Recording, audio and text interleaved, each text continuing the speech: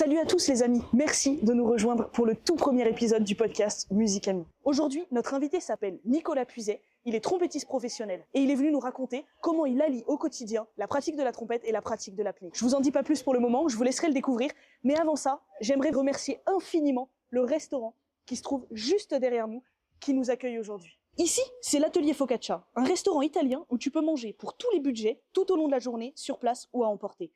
Situé en plein cœur de Dijon, tu peux y trouver des focaccias artisanales délicieuses, préparées avec des produits de qualité, mais aussi des salades, des tiramisus, des panna cotta et tout un rayon d'épicerie italienne. Alors si t'es dans le coin, n'hésite pas à te laisser tenter par cet excellent resto italien et à venir rencontrer l'équipe de cracks qui le font tourner. Bonjour Nicolas Puiset, merci de venir échanger avec nous aujourd'hui. Vous êtes trompettiste professionnel et professeur de trompette au Conservatoire de Besançon. Mais je ne vais pas en dire plus tout de suite. Je vous propose qu'on apprenne un peu plus à vous connaître grâce à ces 3 cartes. Alors, vous allez pouvoir en retourner une, celle que vous choisissez. Vous lisez la phrase à voix haute et vous pouvez compléter la phrase. Ok, bonjour Camille. Donc je vais retourner une carte. Bon, je prends la première. Hein. Je mets mes lunettes. L'échec en musique qui m'a le plus appris est... En fait, il n'y a pas un échec en particulier qui m'a vraiment appris quelque chose. Je pense que c'est l'ensemble des échecs. À mon avis, c'est justement le fait d'être capable de se relever de tous les échecs qui font qu'on parcourt un chemin qui peut être intéressant et constructif. Voilà. Et j'en ai eu un paquet d'échecs. Et comment vous avez fait sur le coup pour vous dire ok, ça m'arrive, mais je peux rebondir et je peux continuer, parce qu'il y a forcément une perte de confiance en soi. Donc comment vous faites pour regravir ça et vous dire ok, la fois d'après, je maîtrise, je peux jouer, je vais y arriver Il y a forcément une déception quand il y a un échec. Ouais. Donc, on ne rebondit pas tout de suite après l'échec. Hein. Il faut déjà digérer la déception, il faut se remettre en cause, il faut se dire ok, analyser ce qui n'a pas été. Et puis c'est à partir de cette analyse qu'on va essayer de faire mieux la prochaine fois. Jusqu'au prochain échec. C'est ça, ok. Et en fait, c'est pas à pas, quoi. On avance, on recule par rapport à l'échec qu'on subit, et puis on essaye d'aller un petit peu plus loin la prochaine fois, et voilà, et c'est constructif. Et des fois, il faut en faire plusieurs pour comprendre vers où on veut aller, parce que l'échec il peut être constructif et sur la technique, sur ce qu'on veut être capable de faire dans la prestation, mais aussi sur le chemin qu'on veut prendre Ouais. dans la vie professionnelle. Ok. Alors, vous pouvez tirer une deuxième carte. Je vais pas aller dans l'ordre, je vais prendre celle-là. Mon meilleur souvenir sur scène. Je crois que j'ai la chance d'avoir beaucoup de meilleurs souvenirs. Mais allez, si je dois en sélectionner un, je vais sélectionner celui en termes d'émotion qui a été le plus important, c'est-à-dire c'est ma première scène aux Vieilles Charrues. D'accord. Ouais. Ok, et donc les Vieilles Charrues, c'est... Les Vieilles Charrues, c'est un festival en Bretagne, un grand festival de musique, on va dire musique actuelle. Donc c'était il y a déjà quelques temps avec le chanteur Kali. Et c'est vrai que cette scène, quand je suis monté dessus, elle était tellement énorme que j'étais vraiment dans un état d'esprit, dans un monde à part. Et la puissance du public, en fait, qui crie au moment où les artistes rentrent sur scène, c'est un impact, enfin, c'est une énergie assez incroyable. Donc ça fait partie vraiment des souvenirs qui m'ont marqué. D'accord, donc ça, c'était avant l'enseignement. Ça, c'était avant l'enseignement. Ouais. Vous avez fait un parcours au conservatoire, et après, qu'est-ce qui s'est passé?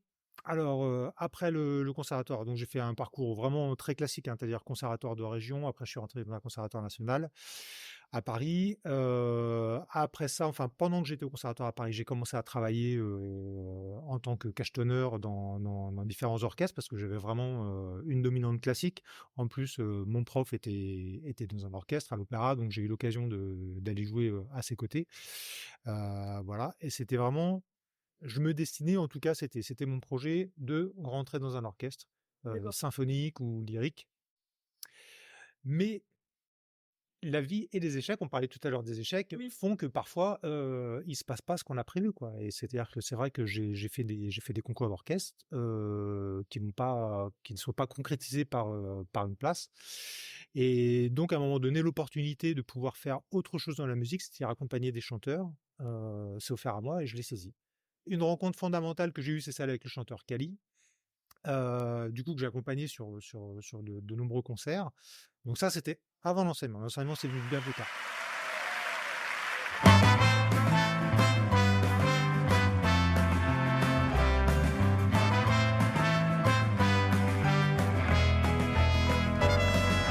La musique est morte, les violonistes n'ont plus de bras, les danseurs figés se regardent à jamais. La dame du vestiaire a laissé la clé sous la porte, tout se moque de savoir si leur fourrure sera changée en peau de lézard. Je suis laid. Alors, vous pouvez prendre la dernière carte. Si je pouvais rencontrer un musicien, mort ou vivant, ça serait. Alors, donc, c'est quand même difficile de choisir un musicien parmi tous ceux qu'il y a, parce que j'en admire quand même beaucoup. Mais allez, si je dois en choisir un, je dirais Wynton Marsalis, trompettiste américain qui a vraiment une carrière assez incroyable, et dans le jazz et le classique. Et vraiment, moi, quand j'ai été étudiant, c'était la personne que j'admirais vraiment. J'ai écouté beaucoup de ses enregistrements. Maintenant, j'ai évolué, j'ai changé. Peut-être que j'aime moins, mais en tout cas, à l'époque où j'étais au conservatoire, j'étais quand même vraiment un grand fan. Je trouve, j'étais admiratif de ce gars-là. Et je l'ai jamais rencontré. Et on m'a dit que c'était une personne qui était quand même assez cool et assez ouverte. Donc voilà. Pourquoi pas Wynton Marsalis. C'est vrai que Très bien. Donc, il me semble que c'est après 15 ans que vous quittez l'orchestre de l'Opéra de Paris, quand j'avais 15 ans ou après 15 ans d'activité? après 15 ans d'activité. Alors non, j'ai pas vraiment quitté l'Opéra de Paris parce que j'ai jamais été à l'Opéra de Paris en tant que musicien titulaire. Mais effectivement, je pense que ça a duré une quinzaine d'années pendant lesquelles je suis allé faire des productions. Voilà. Très bien. Et donc après, vous passez dans l'enseignement. Et qu'est-ce qui vous pousse à faire ce choix? Parce qu'aujourd'hui, l'enseignement, c'est pas forcément un milieu attractif pour les jeunes, mais vous vous êtes dit, enfin, qu'est-ce qui vous a attiré là-dedans? Alors, changement de vie. Je viens m'installer sur Dijon, donc après avoir vécu plusieurs années sur Paris. Et vous étiez originaire de Dijon à la base? J'étais originaire de Dijon. Ouais. Il y a un D'accord. moment donné où on se rapproche toujours de ses racines, j'ai l'impression. En tout cas, voilà. En tout cas, c'est ce que j'ai fait.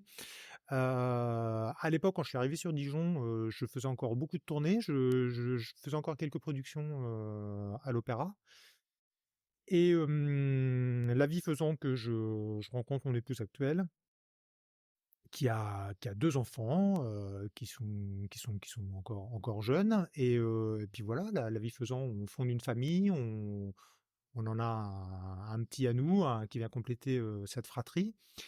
Et disons que le sens de la transmission, de m'occuper des enfants, tout ça, c'est quelque chose voilà, qui me plaît, qui m'épanouit. Et je fais moins de tournées, j'ai envie de rester un petit peu plus à la maison. Donc, dans les compétences que j'ai, il y a éventuellement enseigner la musique. J'ai un diplôme d'État que j'ai passé quand j'étais plus jeune. Donc voilà, je me dis ça pourrait être un tournant intéressant dans ma vie professionnelle aujourd'hui. Oui, vous aviez tout ce qu'il fallait, en fait, pour être prof. Alors, j'avais tout ce qu'il fallait, mais il fallait quand même repartir. C'est-à-dire que tout tombe pas comme ça. Oui. Bon, j'ai eu déjà une première chance, c'est qu'une place s'est libérée pas trop loin de chez moi, c'est-à-dire à Beaune. Donc voilà, j'ai postulé à Beaune, j'ai été retenu et j'ai commencé vraiment l'enseignement là-bas. Et donc, c'était vos premiers pas dans l'enseignement ou vous aviez déjà C'était pas mes premiers pas. J'ai enseigné bien avant. Quand j'ai passé le diplôme d'État, j'étais assistant OK, donc au au conservatoire de conservatoire de Dijon. Ça a duré, je crois, 4 ans avant de rentrer au conservatoire de Paris. Donc j'avais quand même une petite expérience, mais je me suis vraiment fait la main, on va dire, à partir du moment où j'ai eu le poste à Beaune. Parce que là, j'étais responsable de ma classe Ouais. et l'investissement n'était pas le même. La motivation non plus, d'ailleurs.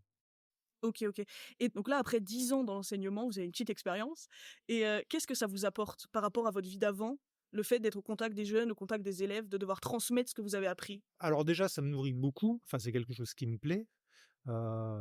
J'adore être au contact des enfants. C'est-à-dire que vraiment, il y a beaucoup de choses qui me nourrissent.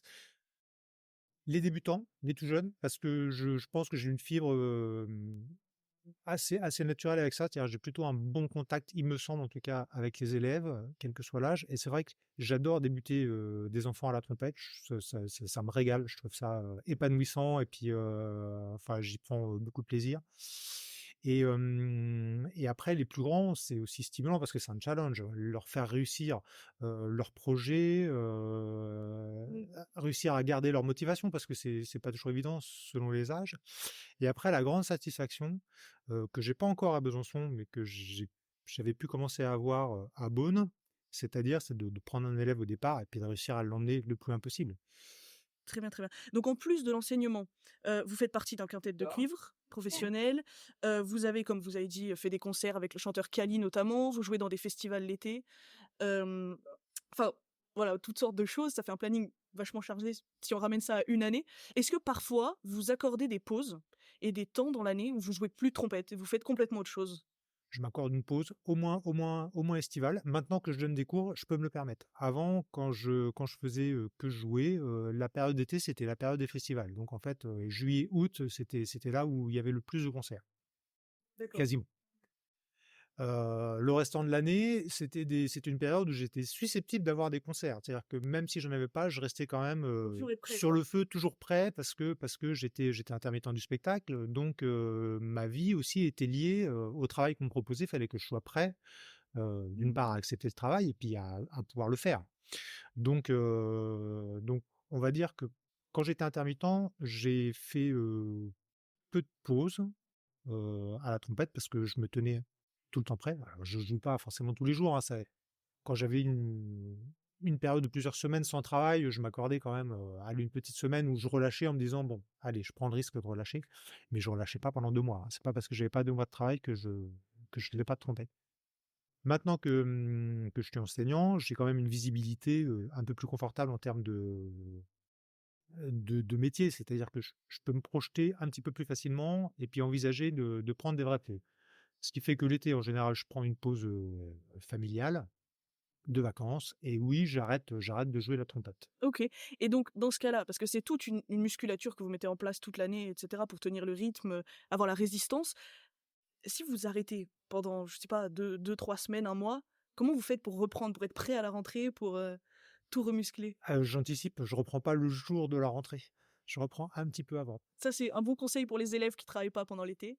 Ouais, voilà. Alors attention, je coupe pas 2 mois quand même, hein. Oui, On va dire que je coupe, allez, je peux couper complètement pendant 2 semaines d'accord. et puis je peux être un petit peu en dilettante pendant 2 autres semaines. C'est-à-dire vraiment travailler peu juste pour le plaisir de jouer, de prendre la trompette comme ça, voir hop, ça marche encore un peu. Maintenant pour s'y remettre, ça revient assez vite, aujourd'hui. Parce que je pense que j'ai, l'expérience qui fait que je sais comment ça marche. En tout cas, je comprends. Mon corps comprend comment ça marche et je sais quoi faire par rapport aux sensations que j'ai pour retrouver, un jeu efficace assez rapidement. En une semaine, j'arrive à retrouver à peu près, le jeu qu'il faut. Je dis pas que je suis capable de jouer tout dans toutes les circonstances, mais en tout cas, j'ai retrouvé un jeu qui est correct et puis je peux recommencer vraiment à travailler comme il faut. Et dans une période dans l'année, donc vous avez des cours toute la semaine et cetera, mais vous prenez des temps aussi pour travailler vous, votre programme? Ou vous vous donnez vraiment aux élèves et vous jouez surtout pendant les cours et voilà? Non, je joue pendant les cours, mais c'est en fait parce que c'est plus un outil pédagogique, le fait de jouer pendant les cours. Je trouve que l'exemple est une façon d'apprendre. Donc je joue pour que l'élève, il puisse se rendre compte que ce que je lui demande de faire déjà, c'est réalisable et puis par imitation, c'est un des premiers outils pédagogiques Oui. qui fonctionne. Mais c'est pas vraiment du travail. C'est-à-dire que ça me nourrit pas suffisamment techniquement pour pouvoir, être au niveau de ce que je viens de faire après. Non, non, je travaille en dehors des cours. Donc, ça veut dire qu'il faut aller chercher les moments, là où il y en a, le matin avant d'arriver ou avant que les premiers élèves arrivent, éventuellement, entre 2 élèves, et puis les jours où j'ai pas cours, c'est les jours où je travaille le plus. Et du coup, vous travaillez quoi? Parce que si vous êtes, vous faites des festivals et cetera, mais c'est quand même plus l'été. Dans l'année, c'est plutôt calme, j'imagine? C'est vrai que je fais moins de concerts qu'à une époque, mais, il y a je fais des programmes, par exemple, on parlait du quintet tout à l'heure, c'est des programmes qui sont assez exigeants, donc ça demande quand même du travail, Oui. assez régulier. Alors, le travail que je fais, finalement, c'est le travail qui intéresse le moins les élèves, c'est-à-dire mais c'est en même temps, c'est ce qui est le plus efficace, c'est-à-dire ça va être des vocalises, des poses de son, des gammes. C'est pas toujours rigolo, mais en fait, maintenant, je me pose pas la question. C'est une sorte de processus que je fais automatiquement. Je sais que ça me maintient en forme, ça me donne les outils dont je vais avoir besoin pour faire des choses un peu plus difficiles après. Et après, je vais travailler les programmes spécifiques que je vais avoir à jouer. Alors, je les anticipe aussi. Je ne travaille pas la veille pour le lendemain. Voilà, par exemple, le programme de quintette, c'est vrai que sur un concert d'1 heure et quart, par exemple, on a quand même pas mal de morceaux. Donc, je vais aller faire du détail sur des choses qui me posent des difficultés. Puis après, quand j'approche de l'échéance, ce que je fais, c'est ce qu'on appelle des filages, c'est-à-dire que je joue tout le programme pour m'assurer que je suis capable de le jouer, d'avoir l'endurance nécessaire, et puis que mon corps soit capable de réagir par rapport à la longueur de l'effort qui est demandé. Oui, donc c'est le Quintet Alliance, votre quintet, et vous faites des concerts dans l'année? Vous en faites plusieurs? Vous fonctionnez comment? Parce que tout le monde est prof à côté? Ouais, on est tous éclatés un petit peu à droite, à gauche, mais ce qui est vraiment chouette, c'est que je crois que c'est une super équipe où on s'entend tous très bien, et où on a vraiment plaisir à se retrouver. Donc, en plus de la motivation de faire des concerts, il y a aussi la grande motivation d'être ensemble, et ça, c'est pas négligeable. Donc, oui, on fait plusieurs concerts dans l'année. Ça dépend des années, mais parfois il y en a moins que plus ou plus que moins. Mais si je prends par exemple la saison dernière, je crois qu'on a eu peut-être une petite vingtaine de concerts dans l'année. Ah oui, quand même. Oui. Voilà. On a travaillé sur un projet où avec un chanteur, donc où on a fait un projet plus adapté aux scolaires, c'est-à-dire un chanteur qui a travaillé autour d'un thème de l'eau et qui a écrit des chansons accompagnées par un quintet de cuivre, et on a fait chanter aussi pas mal d'enfants. Je crois donc on a fait beaucoup de concerts avec les enfants. On a 3000 ou 3500 enfants qui sont venus chanter. Ok. Et dans ce cas-là, vous vous promenez un peu en France, ou vous avez un secteur particulier? Alors là, on était sur un territoire particulier. C'était le territoire de la Dombe, dans lequel il y a un grand festival de cuivre qui s'appelle Cuivre en Dombe. Donc voilà. Et c'est vrai qu'on est basé beaucoup sur cette région par rapport au travail, parce qu'un des membres du quintet est de là-bas, travaille dans le festival, donc on a pas mal de projets qui sont raccrochés à ça. Mais après, effectivement, on peut aller un peu plus loin, un peu partout en France, en fait. Là où on a l'occasion de se produire, on y va. Trop bien. Ok. Donc là, vous alternez entre enseignement, concert avec le quintet, concert aussi avec l'orchestre, je crois. Avec l'orchestre à Dijon. Ouais, c'est ça, pas mal de projets. Mais donc, avant l'enseignement, vous faisiez beaucoup de concerts aussi. Comme vous disiez, il fallait toujours prêt à jouer, donc vous ne pouvez pas vraiment vous arrêter de toute l'année. Comment vous avez pu gérer, en fait, la séparation entre vie professionnelle et vie personnelle? Alors là, c'est pareil, il y a pas de recette miracle. Quand j'étais sur Paris, en fait, je vivais avec une musicienne, donc il y avait pas de séparation. Oui.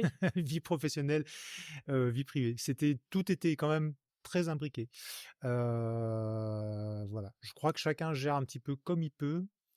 C'est un métier qui est pas évident pour la vie de famille, parce qu'on est quand même beaucoup sur la route, donc je sais que les gens avec qui je travaille, qui ont une vie de famille, parfois, il faut que l'un ou l'autre fasse des concessions, accepte ce genre de rythme.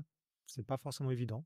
Il y a justement un chanteur qui a fait parler de lui il y a pas longtemps, Vianney, puisqu'il avait dit qu'il arrêtait sa tournée pour se consacrer à sa famille suite à la naissance de son enfant. Donc ça montre bien que... Oui. Je le comprends complètement. On peut pas tout avoir en même temps.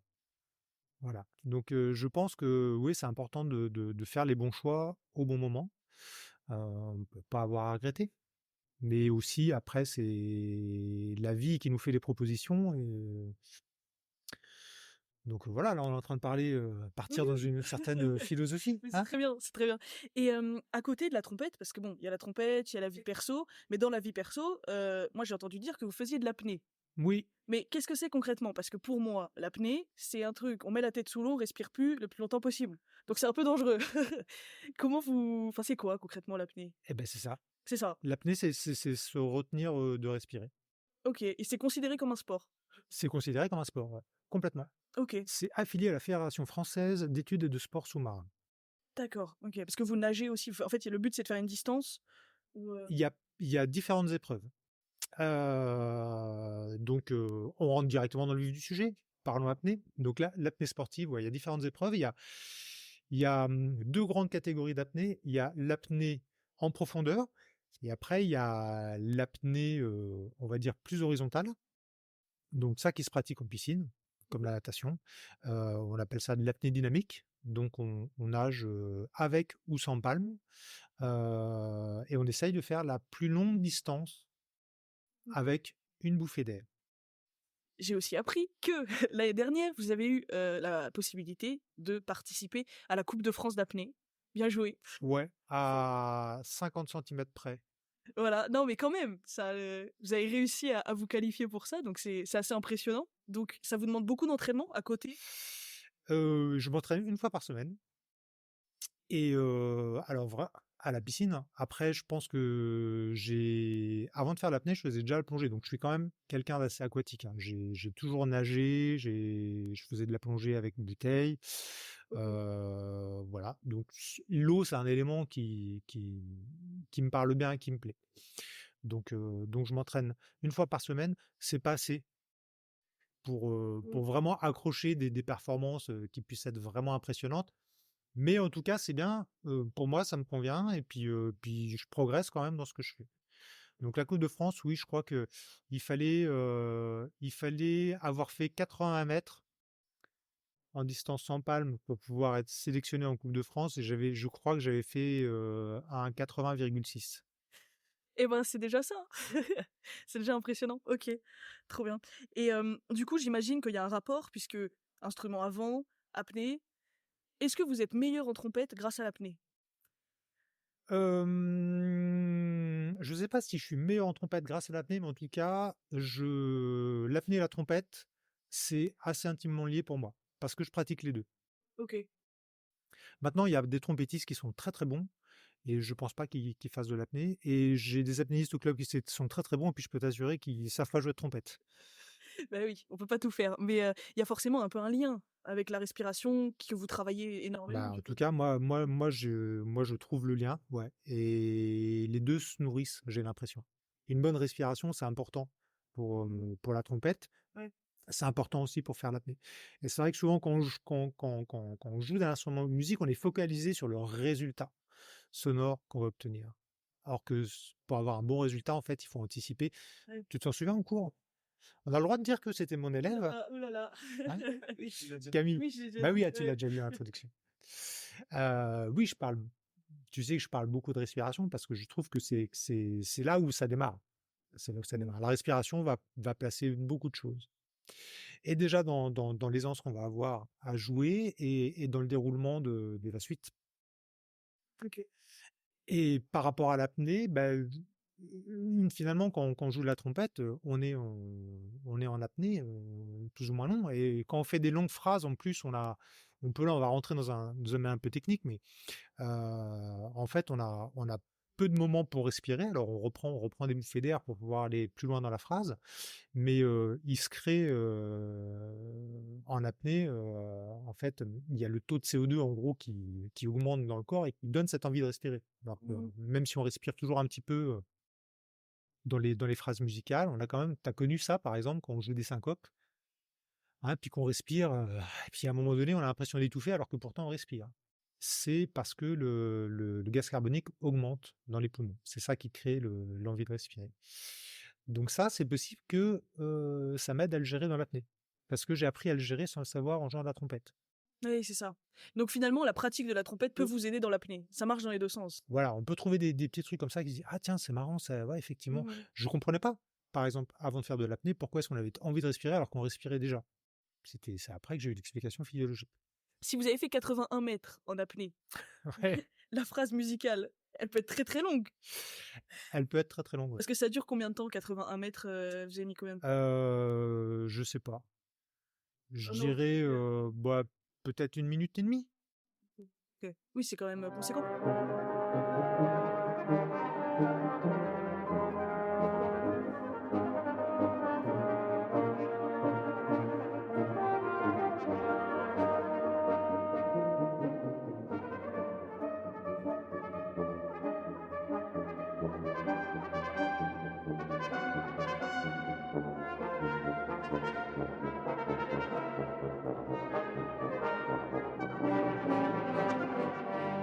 Et du coup, je change complètement de registre, mais pourquoi avoir choisi la trompette? Parce que il y a une multitude d'instruments, vous avez commencé à un âge assez jeune. Comment vous êtes dit, oh, je vais faire de la trompette et encore aujourd'hui, vous êtes avec le même Je instrument? voulais faire de la batterie. C'était donc ça. C'était donc ça. Non, mais comme l'histoire de, je crois, beaucoup de musiciens, c'est-à-dire qu'on choisit pas l'instrument. Je trouve que maintenant, on attache beaucoup d'importance pour que les enfants puissent choisir leur instrument. D'ailleurs, on voit au conservatoire, souvent, ils veulent faire tel instrument, ils en démordent pas, et puis si jamais il n'y a pas de place, ils font pas autre chose. Ils attendent. Ils attendent, ou du coup, ils font pas de musique, parce qu'ils n'ont pas ce qu'ils veulent. Je pense particulièrement à ceux qui veulent faire du piano, parce que c'est un instrument qui est très demandé.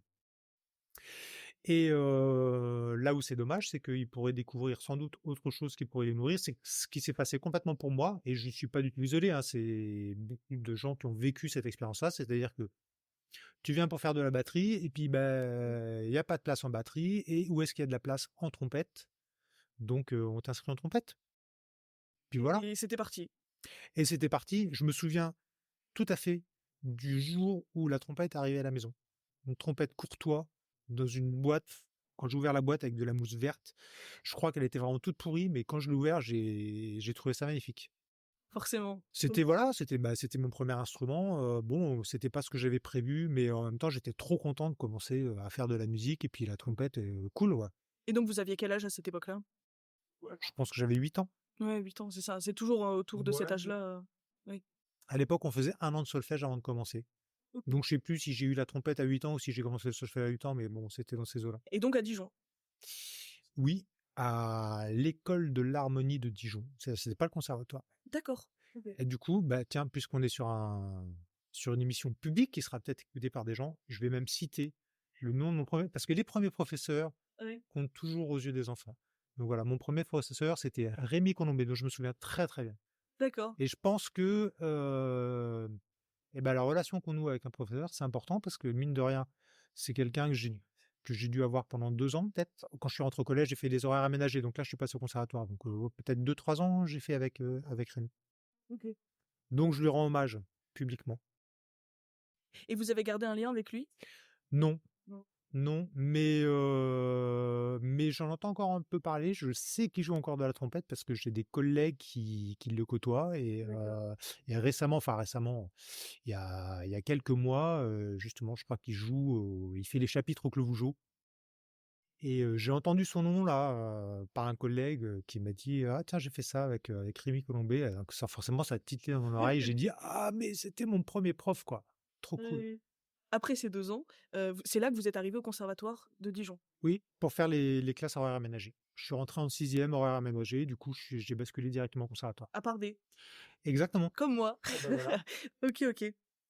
Aujourd'hui, j'ai remarqué qu'on voit des gens, des musiciens qui percent à l'international, etc., comme Romain Leleu, pour citer par là la trompette, Lucienne Renaudin-Vary, mais aussi comme Bottier Capuçon, le violoncelliste. Est-ce que vous pensez que dans la musique, pour percer et pour vraiment avoir du succès, il faut forcément être un génie, ou tout est une question de travail? Ça peut pas être qu'une question de travail. C'est-à-dire que le travail, c'est quelque chose d'hyper important, mais il y a d'autres choses qui vont aussi rentrer en jeu. C'est-à-dire que je pense que tous les gens que tu as cités là, ils ont un vrai talent. Ils ont une capacité déjà musicale un petit peu hors norme, couplée à un travail sans doute énorme, et lié à des circonstances qui font que ils ont su prendre les bonnes directions au bon moment pour que ça puisse marcher. Le succès à ce niveau-là, c'est vraiment lié sans doute à plein de choses. Le travail n'est absolument pas négligeable. C'est-à-dire que on peut pas arriver à ce niveau-là sans travail. Ça peut pas être que du talent et de la chance. Impossible. Mais je crois qu'il y a tout qui est un petit peu lié. C'est-à-dire, c'est énormément de travail qui vient cultiver un grand talent, et sans doute avec un petit peu de chance qui fait que clac, ça marche au bon moment. N'importe qui peut pas devenir aussi bon, après beaucoup de travail, il peut pas devenir aussi bon que Lucienne Renaudin, par exemple. Elle a forcément des aptitudes. Elle a forcément des aptitudes, Lucienne, ouais. Ok. Là, on parle de Lucienne et de Romain. Je peux en dire un mot précisément parce que, alors Lucienne, je la connais pas personnellement, mais je connais son professeur, et il me l'a dit, c'est-à-dire que le jour où la première fois où il a fait essayer Lucienne, tout de suite, il a dit: «Ouh, là, il y a quand même, quelqu'un, pour qui ça peut marcher très fort». C'est-à-dire que lui, il l'a détecté très rapidement. Donc après, je sais aussi qu'elle a énormément travaillé parce que pour en avoir discuté avec lui, comment est-ce qu'on gère un élève qui a un talent comme ça? Il me dit: «Bah, c'est pas forcément si simple Ouais. parce qu'elle travaille beaucoup et j'étais même obligé de la freiner dans son travail». Alors bon, je me permets de livrer l'info, mais à mon avis, c'est pas Oui, non, totalement. non, mais elle l'a dit dans une interview, qu'elle jouait tellement que ses parents cachaient son embouchure pour pour qu'elle arrête. Donc Et Romain, je peux en parler aussi, là, plus personnellement parce qu'on était ensemble au conservatoire, on est rentrés la même année et voilà. Romain, je crois que l'année où on est rentrés, moi je suis rentré à 23 ans, Romain en avait 16. Donc déjà là, on a forcément pas le même départ. C'est-à-dire que Romain, évidemment, à 16 ans, il jouait déjà, ouais. excellemment bien. Mmh. Pour continuer sur notre petite discussion philosophique, est-ce que, vous pensez, bon, c'est au sens large, hein, mais qu'aujourd'hui, on peut trouver le bonheur dans la musique, en étant musicien? Alors, est-ce qu'on peut trouver le bonheur en étant musicien? Je sais pas si on peut trouver le bonheur en étant musicien. Mais, en fait, j'imagine que le bonheur, c'est quelque chose, d'assez général et puis qui dure pas forcément non plus tout le temps. Oui. C'est-à-dire qu'on peut vivre des moments de bonheur, des moments vraiment où on se sent heureux, en tant que musicien. Oui, moi j'en ai vécu sur des concerts, des trucs incroyables où on se dit: «Waouh, c'est vraiment, un moment dans ma vie, ouais, incroyable où on se sent heureux, où on se sent bien», mais ça dure pas non plus, éternellement. C'est-à-dire que, après on redescend de notre petit nuage et puis des fois, voilà. Ouais. Donc le bonheur, c'est quand même une notion, assez forte, donc la musique peut créer des moments d'émotion très intenses, ça, oui. Après, le bonheur, c'est quelque chose de plus vaste, hein. Je pense qu'il y a beaucoup de choses qui peuvent y C'est sûr. participer. Oui, mais c'est vrai comme il y a une quête un peu aujourd'hui de, qu'est-ce que le bonheur? Je veux trouver le bonheur avec, telle méthode et cetera. Je me dis la musique, c'est quand même on le voit, bah, par plein d'études sur, les effets de la musique sur le cerveau et cetera. On voit tous les effets que ça a et les effets bénéfiques que ça a et du coup, je me dis forcément, il y a un côté qui contribue. On voit bien que la musique, c'est un effet unique, en fait, sur le cerveau. Il y a pas on peut faire du dessin, on peut faire des plein de choses autres, ça donnera jamais ce même effet, aussi bon. Oui. Alors la musique effectivement, elle a un impact sur le cerveau qui est très particulier. C'est-à-dire qu'elle lève plein je suis pas, neurologue, mais, on a échangé un petit peu de Oui, littérature oui. là-dessus, on Ouais. le sait tous les 2. C'est-à-dire qu'ils ont mis en évidence le fait que ça active plein de zones dans le cerveau. C'est vraiment le seul art qui active autant de zones dans le cerveau Ouais. et ils ont fait le parallèle entre la pratique de la musique et le fait de pouvoir développer d'autres compétences ailleurs.